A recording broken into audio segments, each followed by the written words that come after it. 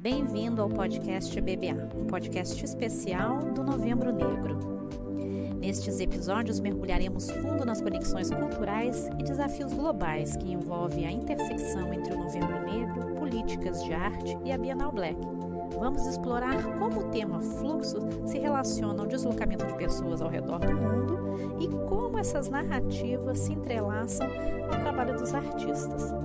Eu espero todos vocês nas nossas plataformas de streaming.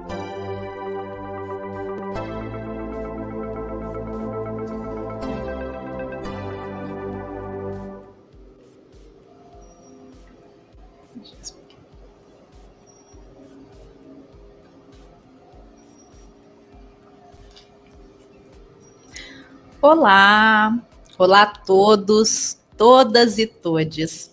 Sejam muito bem-vindos, meu povo querido. Estamos aí no final de janeiro.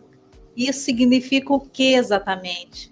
Que daqui a pouco mais de 2 meses, pouco menos de 2 meses, estaremos todos aí e todas na cidade maravilhosa, nesse calor maravilhoso do Rio, né? Rio 40 graus.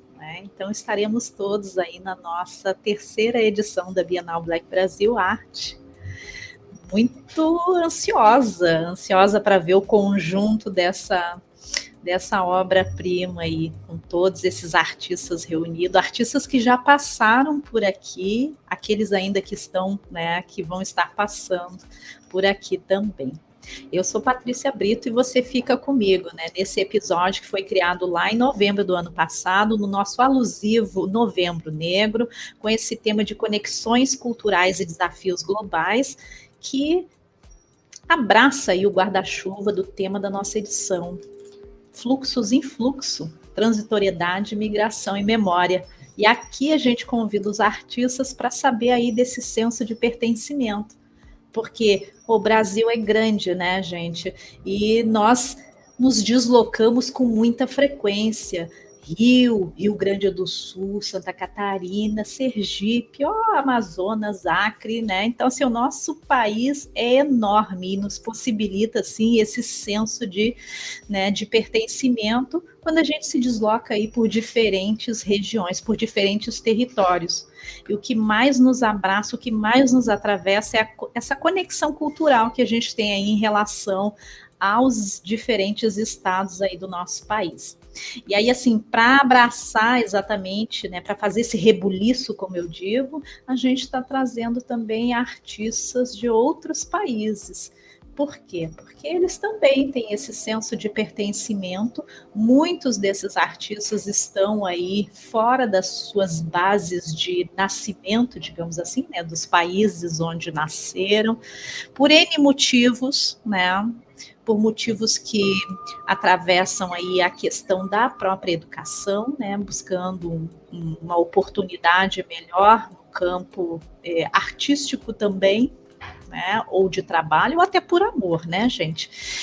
Mas, enfim, hoje a nossa entrevista aqui é com uma carioca belíssima, Eu gosto muito dos cariocas, gosto de todo mundo, mas carioca tem o meu respeito, Quando eu vou ao Rio, eu já me sinto a própria carioca, Então, hoje eu chamo aqui a Liege Santos, Botar ela em tela. Oi, seja muito bem-vinda. Ai, gratidão. É um prazer estar aqui. Nossa, Patrícia, eu vou falar uma coisa. Para ser carioca mesmo, vocês têm que parar com essa mania de tomar mate sem açúcar. Isso aí é o requisito número 1, senão fica complicado. Ai, o famoso tererê. Pois é. Mate sem açúcar aqui não rola. Tem que ser com açúcar, com limão e dentro daquele tonelzinho que o cara vende, que já está desde o verão passado. Aí funciona. Aí tu vai ganhar essa estrelinha carioca. Agora eu me confundi, porque você falou mate, e mate aqui para nós no Sul, ele é muito comum, só que é o nosso chimarrão, Então não é a mesma coisa. É o chimarrão que você está falando? Não, você está falando chimarrão, do mate da praia. Mate na praia, tem que ter açúcar. Enquanto não botar açúcar nesse tererê, nesse chimarrão, não vai rolar para vocês, não. A estrelinha carioca. Que coisa boa. Como é que você está, Liege? Tô ótima, ansiosíssima. Ah, que coisa boa. Não, mas não vamos guardar a ansiedade aí, porque tem muita coisa boa aí que vai acontecer nesse período todo, né? Bom, a pergunta que eu sempre inicio fazendo para todos os artistas, que é quase uma pergunta de 1 milhão, né? É, quem é o artista? Muitos usam aí o seu guru espiritual para dizer, né? Outros o seu psicanalista. Eu vou te perguntar diretamente quem é a Liege Santos, né? E essa sua arte aí, como é que ela te atravessa, né? Como é o seu processo artístico? Rapaz, eu gosto muito de uma metáfora que eu aprendi com as plantas, né? Eu sou meio que uma erva daninha, uma invasora de um território de disputa, porque a gente percebe que esses espaços são muito recolocados, esses espaços são muito marcados, e navegar no espaço da arte, às vezes, para mim, causa determinados estranhamentos. Originariamente, eu não venho daqui. Eu vou explicar assim, eu fui uma criança muito estranha, né? Eu era uma criança que não abria caixa de brinquedo, eu não gostava de refrigerante, eu não comia bolo. E quando eu sumia nas festas infantis, a minha mãe sabia onde me procurar, que era onde estavam os livros. Aquelas bibliotecas, aquelas estantes enormes que as famílias tinham nos anos 70, 80. Eu estava ali lendo. Eu achava as crianças muito chatas. Então, assim, eu nasci com uma idade média de 45, 46 anos, já numa crise. E aí eu sempre me dei muito bem com a linguagem, eu sempre escrevi muito bem, eu sempre desenhei muito bem. Mas como eu venho de uma família humilde, periférica, chega uma hora que você tem que guardar esses cadernos e tem que entrar no trem. Né? Para entrar nesse trem, para não ser atropelada por ele, eu acabei escolhendo o direito. Eu tinha facilidade com as palavras, eu tinha facilidade com a argumentação, a faculdade era uma faculdade relativamente não muito cara, e eu fui para lá. E fiquei 20 anos vivendo do direito. Né? Só que o direito é um território de beligerância. E todas essas estruturas que a gente tem aqui fora, todos esses atravessamentos, eles estão representados lá. O poder, o dinheiro, o gênero, a classe. Isso me adoeceu de uma maneira muito profunda. Né? Eu fiquei muito doente. Eu precisei me retirar do mundo do trabalho. Eu fui aposentada mesmo para lutar contra a depressão. Fiquei alguns anos em uma luta muito drástica com a depressão. E nesse momento vem a arte para me resgatar. Aqueles velhos cadernos guardados de pintura, de desenho, aquelas escritas que não foram acabadas. Eu recomeço pela escrita, eu começo a escrever de novo. Então, aqui no Rio de Janeiro, a gente tem um festival muito importante, que é o FLUP, a Festa Literária das Periferias. E eu entro na FLUP, falando sobre a poesia de Marcelo Yuca, isso em 2019. Depois, em 2020, eu sou indicada finalista ao Jabuti, com uma coletânea de autores negros, falando sobre o genocídio, numa antologia chamada De Bala em Prosa. E aí eu fui seguindo, né? Mas artista é um bicho esquisito. E aí eu comecei a pensar muito em imagem. Imagem. Esse texto sem imagem, essa palavra que não ancora. Isso começou a me inquietar. As pessoas querendo que eu escrevesse mais, querendo livro, querendo poesia, e eu não conseguia. Precisava da imagem.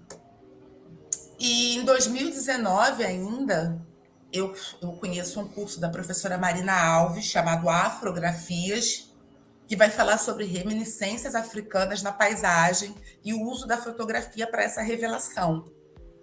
Aí eu fiquei doida com aquilo. Fiquei doida, fiquei maluca. Era foto. Comecei a me aprimorar tecnicamente, né? E desenvolver uma linguagem. Então, hoje, basicamente, eu me defino como uma artista da fotografia, da imagem, não mais do texto. É certo que eu sempre vou fazer essa encruzilhada de imagem e texto, nem que seja pelo título da obra, mas eu vou trazer no primeiro plano a imagem, a fotografia, o registro e a memória. É engraçado, você trouxe aí essa palavra que você usou aí, que eu traduzo ela como um rizoma, né? Porque você disse que você é como uma raiz, né? Uma planta que vai, né, se espalhando aí. Então, você é quase como um rizoma mesmo, né? É essa raiz que vai buscando dentro da terra esse nutriente aí. Você falou então que você hoje a sua prática artística, então, ela caminha no campo da fotografia hoje, né?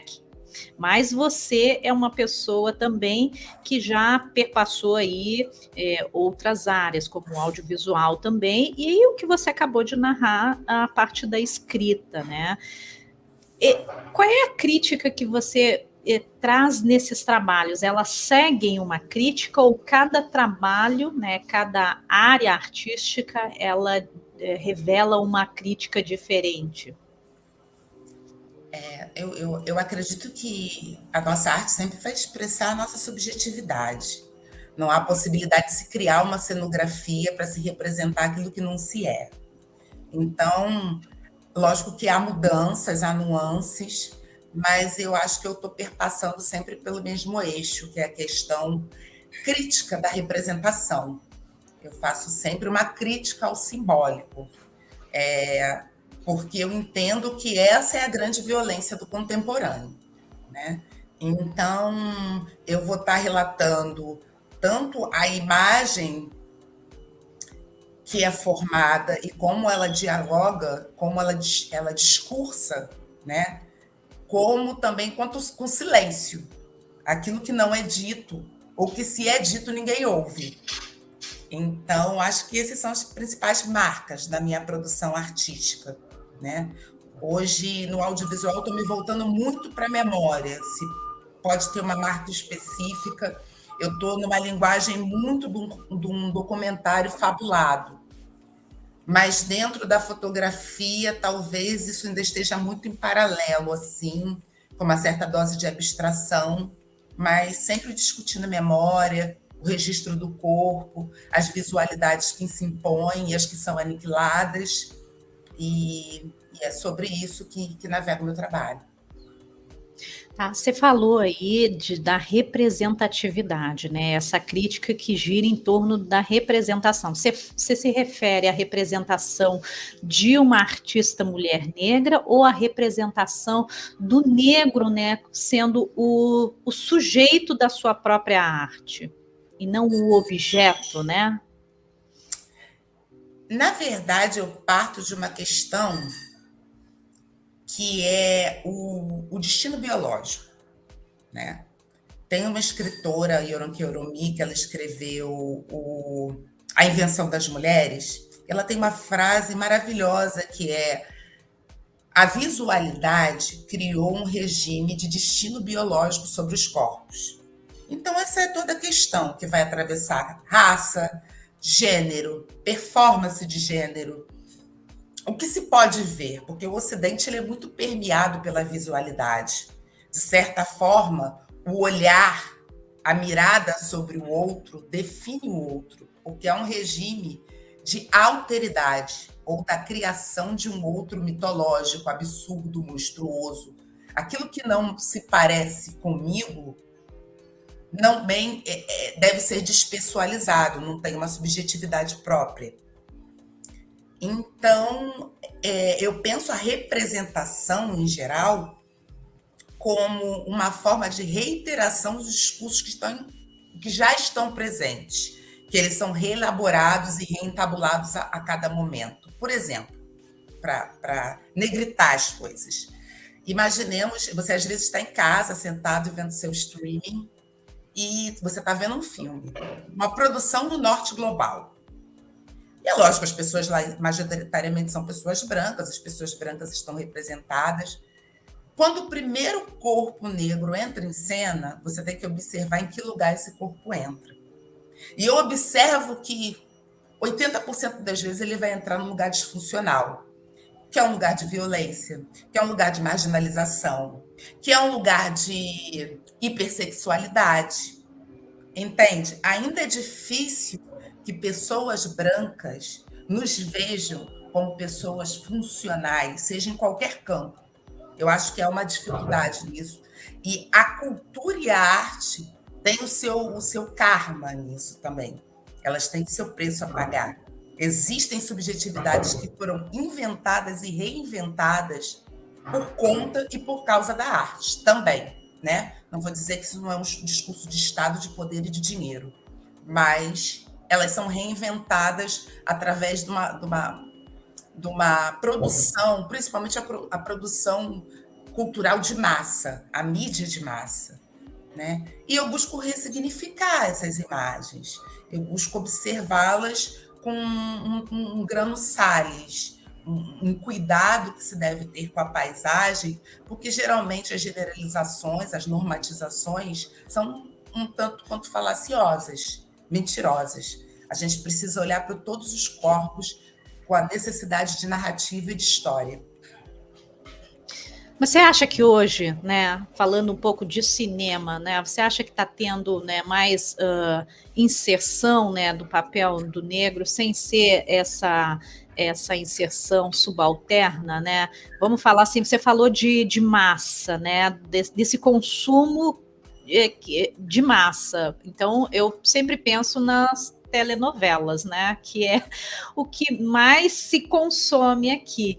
Então, para um país como o nosso, onde já temos aí mais de 55% né, com um recorte racial dentro do país, obviamente que também é uma obrigação das emissoras em mudar um pouco esse discurso, né? Começar a inserir papéis que possam ser comprados pela maioria da população, né?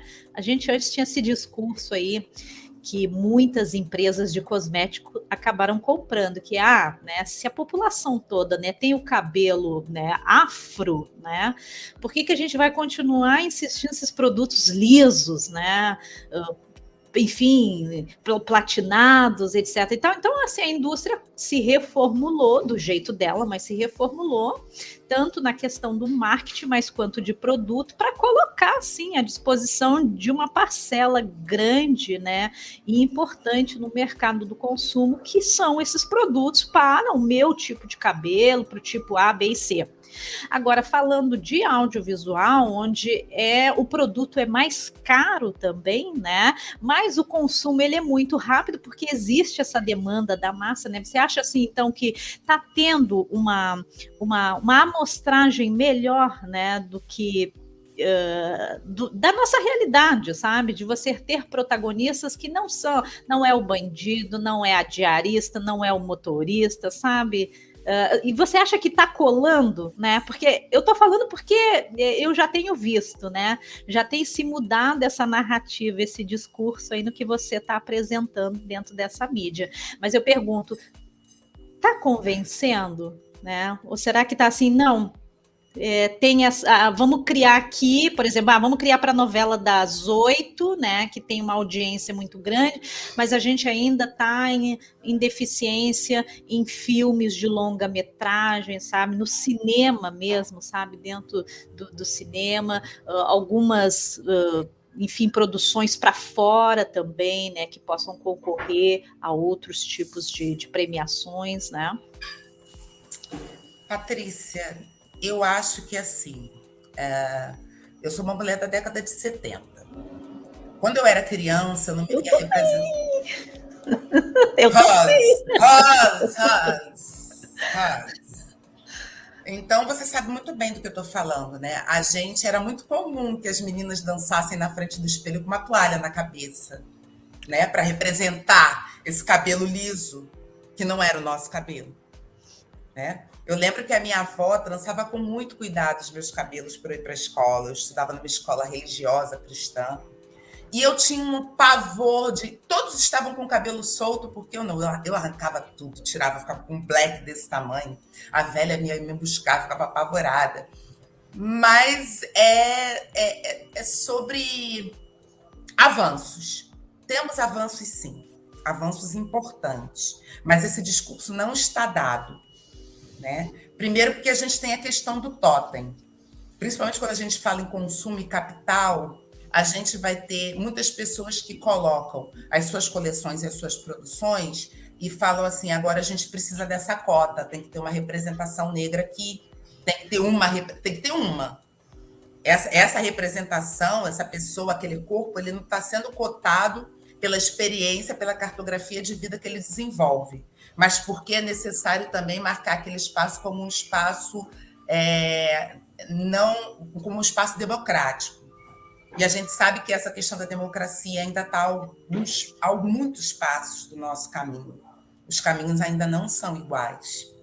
Então, eu acho que tem essa questão, por exemplo, dessa representatividade artificial, tem a representatividade artificiosa, que não é o fato do corpo negro estar presente em cena, que está retratando a pessoa negra como uma pessoa com funcionalidades, com narrativa, com desejo, com pessoalidade, né? Muitas vezes essa pessoa está sendo colocada ali simplesmente como um segundo plano, ela não tem uma narrativa própria, ou se tem uma narrativa própria, essa narrativa é desnaturada. E, em terceiro lugar, a gente tem o confronto da representatividade da negritude e da branquitude. Em que espaço eles estão sendo colocados? Porque, às vezes, você olha a novela das 8 e quem está no núcleo que é o núcleo bem-sucedido? Quem é que está no núcleo que é o núcleo das pessoas que estão comandando como protagonistas a história? Há inversões nesse sentido? Há. Mas a gente precisa continuar discutindo, porque ainda tem um caminho grande por aí. E a gente precisa ter a construção de futuros felizes, né? Uma coisa também acho é que esse espaço da denúncia da dor ele já terminou. A dor existe, o racismo existe, o masculinismo existe, está tudo aí. Mas a gente precisa, principalmente para a nossa juventude, constituir uma noção de futuros possíveis, futuros felizes possíveis. Porque essa tristeza, esse banzo adoece a gente. Você disse uma coisa interessante, porque não adianta a gente só almejar que esse futuro possível depende só, né? Isso a gente ouvia, você da década de 70, você ouviu isso, né? Aqui está o futuro do Brasil, né?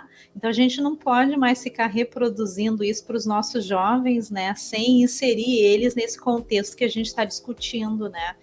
É interessante isso. Quais são os seus planos hoje, seus projetos, né? Vamos focar nos projetos mais artísticos, assim, se você está desenvolvendo alguma outra coisa. Bom, no final desse ano, enquanto a gente está gravando esse podcast aqui, eu vou abrir uma exposição no Centro Cultural dos Correios, no Rio de Janeiro, que se chama Afetos Insurgentes, e fala sobre essa questão dessas corporalidades outras que são colocadas num destino periférico, marginal. Então, a minha obra é até uma obra ousada, né? Um nu de uma senhora de 50 anos, mas eu busco atravessar essa questão desse corpo que foi exilado do discurso do belo, que principalmente se dá a partir do Renascimento. Eu tenho uma perspectiva renascentista da imagem, mas mais para criticá-la e para dizer que esse corpo foi excluído desse letramento, né? Estou gravando um documentário sobre a memória da comunidade do Borel, entendendo o Borel, que é um dos morros aqui da área que a gente chama como Grande Tijuca, que é uma área que se situa entre o subúrbio e a Zona Sul, então ela tem uma ambiguidade própria, e a gente está discutindo a memória de resistência do povo da comunidade do Borel, que foi o primeiro povo dentro do Rio de Janeiro, a primeira comunidade a se organizar politicamente, com a União dos Trabalhadores Favelados, acho que cerca da década de 50 ou 40, não me recordo bem agora, mas a gente tem esse marco dentro da nossa história social, e é um silêncio, né? O quanto é muito pouco que foi produzido sobre isso. Então, a gente está tentando reorganizar essa memória, reforçar essa memória, negritar essa escrita. Vou para Campinas também, a partir do dia 15 de janeiro, com uma mostra de trash art, arte de lixo, arte de resíduos, também conversando um pouco com algo que eu falo da economia do cuidado e da gestão de resíduos, como as mulheres no seu cotidiano e no seu cotidiano de domesticação, né? A gente é levada a reinventar o almoço e jantar, reinventar os sonhos, refazer as nossas escritas. Isso no atravessamento de um texto da Bell Hooks, que fala sobre intelectuais negros, e como a nossa produção também deriva desse resíduo, do que sobra do dia, do que sobra da nossa exaustão. Então, eu começo a fazer também artes com resíduos, com algo que poderia ser encarado como lixo. Essa mostra se chama, ela vai estar no Oposta Espaço Criativo, Trash Art, e depois esperando a Bienal Black de braços mais do que abertos. Então vamos aproveitar e fazer a última pergunta, assim, dá um pequeno spoiler do que você está apresentando aí, vai apresentar para a Bienal. Pequeno spoiler. Eu sou faladeira, é difícil dar spoiler, tem que me controlar aqui. Eu navego pela economia do cuidado também. Eu estou falando da domesticação do corpo feminino, desse próprio texto da Hooks, né, que é Intelectuais Negras, porque esse trabalho ele coincide com a minha entrada no mestrado. Eu faço agora mestrado em estudos culturais, mestrado em estudos culturais. E foi um atravessamento muito grande, foi uma fronteira muito difícil de atravessar, porque eu costumo dizer que quando você chega na intelectualidade acadêmica, você já atravessou muitos territórios, né? Na verdade, você já não é mais tão periférico assim. Aqui no Rio, eu não sei em outros lugares, mas no Rio são muito poucos estabelecimentos de ensino superior estabelecidos em áreas periféricas. Quer dizer, você precisa fazer esse cruzamento. E para cruzar esses territórios, você precisa aprender a falar a língua do outro. Então, foi um processo um pouco cortante para mim. Eu traduzo ele em fotografia, não falando diretamente da incursão acadêmica, mas falando de como gerir os resíduos do meu dia, a combustão, a exaustão e a regeneração, né? Como é que fica esse ciclo dentro do ambiente da casa, que é o ambiente que eu tenho como meu ambiente real e é onde é possível encantar o meu mundo, dentro de um mundo que está desencantado e, digo mais, envenenado. Mas é aqui que eu me regenero, né? E como me regenero, quais as estratégias que eu crio para isso. Então, meu trabalho é um pouco sobre isso, lágrimas de cortar cebola. Não virou música, né? Ou vai cantar também? Não, música não dá. Música só para ouvir. Ok, que bom. Bom, ficou comigo aqui nesses pouco mais de 25, 26, 28 minutos a Liege Santos, né, que é a nossa artista também para essa terceira edição da Bienal Black. Esse episódio é o número 25, gente, então nós já estamos em 2024, aí há um pequeno pulo, né, o pequeno passo, né, da nossa grande abertura. Liege, muito obrigada, né, gratidão por esse momento aí descontraído também, né, fez jus aí ao respeito que eu tenho pelos cariocas, viu, né, a gente é sempre muito bem recebido, olha só, é muito gostoso isso. Axé. Seja bem-vinda, esperamos vocês de braços abertos, ansiosamente. E eu queria dizer, assim, principalmente ainda falando um pouco sobre a territorialidade da arte, a gente sabe que é um espaço muito difícil, muito em disputa. Então, às vezes, a gente pertence a determinados movimentos porque precisa pertencer, pertence a outros porque lá na frente vai fazer um significado. Mas esse movimento, esse barulho, essa barafunda que a gente está fazendo, esse burburinho da Bienal Black, tem um quentinho aqui do meu coração, tem um espaço. Estou muito feliz de participar disso. Para mim, tem uma profunda significação e eu acho que é uma experiência que eu vou carregar comigo para o resto da minha vida. Gratidão. Obrigada, Liege. Esse quentinho que você traz no peito aí é um quentinho também que a gente está, né? moldando para chegar até aí também, né? Porque, embora eu tenha feito inúmeras viagens até o Rio, sempre é uma emoção quando a gente está aí, né? Tô te esperando, Patrícia, vem. E Vou te faz o levar. mate, viu? Porque eu gosto de mate. Tá, eu faço mate, mas depois a gente tem que ir para Lapa, combinou? Nem te conto, ó, cheio de babados aí, né? Vai chegar lá e todo mundo, ih, aquela moça do Sul voltou! É É, bem por aí. Muito obrigada, Liege. Vai um grande beijo para você e nos vemos aí pronto, né? Há um par de dias. Muito obrigada. nada, meu amor. Emoção, né? Conhecer tanta gente tão inspiradora assim, né? De corpo e alma, né? Os artistas costumam entrar aqui desnudos até, né? Ou são desnudados, não sei, né? Mas é uma grande satisfação para mim ter contato com esse panteão de artistas aí, um pessoal muito gentil, muito bacana e com uma história, né, de vida assim, né, que dialoga completamente com, né, os preceitos da Bienal Black, né? A ideia dessa Bienal é que ela já saiu do Sul, né? Está caminhando pelo Sudeste e as futuras edições aí é caminhar as outras regiões também. Então, assim, gente, vocês já sabem, mas não custa lembrar. Esse episódio e os demais, né, eles são gravados, né, e vão ao ar sempre às quartas e aos sábados, a partir das 10 horas da manhã.